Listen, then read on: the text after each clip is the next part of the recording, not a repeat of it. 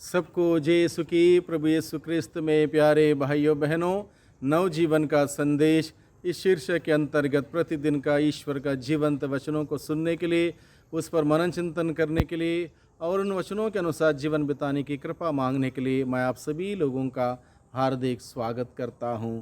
आज नवंबर की 21 तारीख है, 20 तारीख है और आज सोमवार है।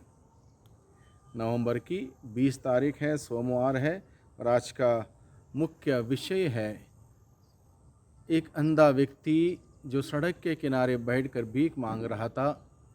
यीशु के बारे में सुनने के बाद यीशु को पुकारता है, यीशु को आवाज़ लगाता है, अपनी तकलीफ, पीड़ा, परेशानी, दुख छोटी सी प्रार्थना के द्वारा यीशु के सम्मुख रखता है, कहते हुए ईसा दाऊद के पुत्र मुझ पर दया कीजिए। विश्वास से की हुई उसकी प्रार्थना प्रभु सुनता है और उससे पूछता है, क्या चाहते हो, मैं तुम्हारे लिए क्या करूं? वो कहता है, मैं फिर देख सकूं। और प्रभु कहता, तुम्हारे विश्वास ने तुम्हारा उद्धार किया। इस प्रकार के चिन्ह चमत्कार के द्वारा प्रभु आज के दिन में हम सबों से बातें करता है। मुख्य रूप से आज के दिन में प्रभु हम सबों को सिखाता है, प्रभु यीशु का नाम लेना हम सबों के लिए बहुत ही महत्वपूर्ण है। जिस प्रकार से यरीको के उस अंधे व्यक्ति को यीशु का नाम लेना बहुत ही महत्वपूर्ण था। हो सकता है यीशु उधर से आने से पहले हज़ारों लोग उधर से गुजर गए होंगे, हज़ारों लोग गए आए होंगे और उन सभी से उसने भीख मांगी होगी, उन्होंने भीख दी भी होगी।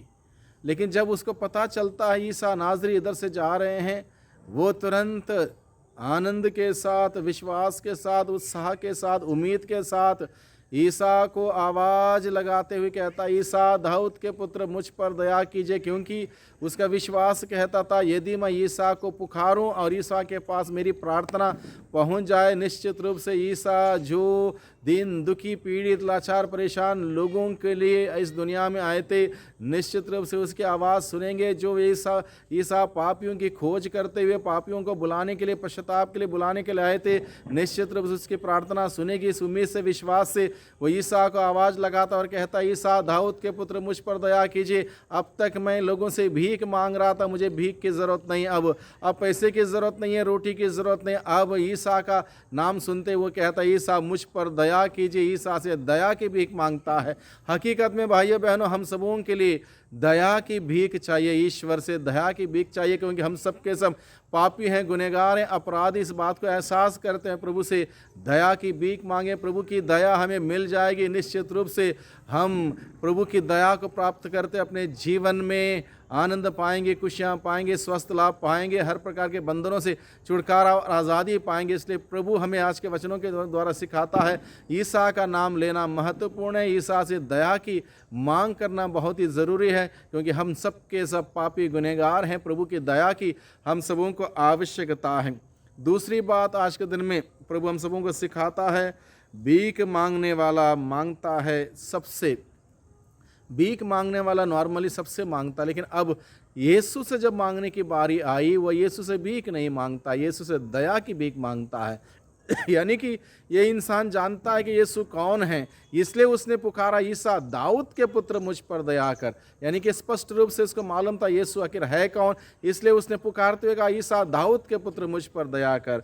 तीसरी बात आज के दिन में मनन चिंतन करने के लिए हम सबों को दी गई है, उसने ईसा से दया की भीख मांगी, दया की भीख मांगी, क्योंकि वो जानता है कि ईश्वर से दया की ही हमें भीख मांगनी चाहिए। इसलिए वो ईसा दाऊद के पुत्र मुझ पर दया कर, इस प्रकार से दया की भीख मांगता है और अपने पापों के लिए क्षमा की याचना करता है। और प्रभु जब उसके पापों को क्षमा करता है, प्रभु के कानों तक उसकी पुकार, उसकी आवाज़ पहुंच जाती है। चौथी बात आज के दिन में मनन चिंतन करने के लिए हम सबों को दी गई है, ईसा के पास उसकी पुकार पहुंच गई, क्योंकि उसने पहले दया याचना किया, अपने पापों के लिए क्षमा की याचना की, दया मांगी, प्रभु ने दया की और उसकी प्रार्थना प्रभु के कानों तक पहुंची। नबी इसायास का ग्रंथ अध्याय 59 पद संख्या 1 और 2 में प्रभु का वचन कहता है, प्रभु का कान बहरा नहीं हुआ, वो सुन सकता है, उसका हाथ शक्तिशाली सामर्थ्यवान हम सबों को बचा सकता है। अगर हमारी पुकार प्रभु नहीं सुनता, इसका मतलब यह है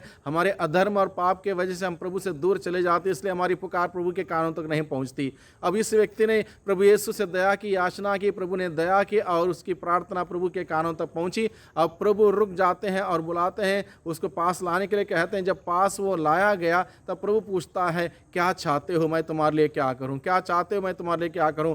तब जाके ये व्यक्ति अपना असली निवेदन प्रभु के सामने रखते हुए कहता है, प्रभु मैं फिर से देख सकूं, मैं देखना चाहता हूं, मैं देखना चाहता हूं, सुंदर दुनिया को देखना चाहता हूं, मैं सच्चाई को देखना चाहता हूं, मैं आपको देखना चाहता हूं, मैं आपको अनुभव करना चाहता हूं। प्रभु ने कहा, जैसा तुमने विश्वास किया वैसा तुम्हारे लिए हो जाए। इस प्रकार से प्रभु हम सबों से पूछता है, क्या चाहते हो। जब हमारी प्रार्थना प्रभु के कानों तक पहुंचती है, प्रभु हम सबों से पूछता है, क्या चाहते हो। जब हम अपने निवेदन प्रभु के सम्मुख रखते हैं, प्रभु हमारी पुकार को सुनता है, क्योंकि प्रभु हमारी पुकार को सुनने वाला परमेश्वर है। हमारी प्रार्थना सुनता है और हमें उत्तर देता है, हमें स्वास्थ्य लाभ देता है। जिस प्रकार से हम एरिको के संदे के जीवन में हम देखते हैं, क्या चाहते हो मैं फिर से देख सकूं, और प्रभु उसको देखने का वरदान देता है। उसी प्रभु से हम प्रार्थना करें कि आज के दिन हम चारों ओर देखें किस प्रकार का माहौल, किस प्रकार का एक वातावरण हमारे बीच में फैल रहा है, इसको हम देखें, इससे हम सीखें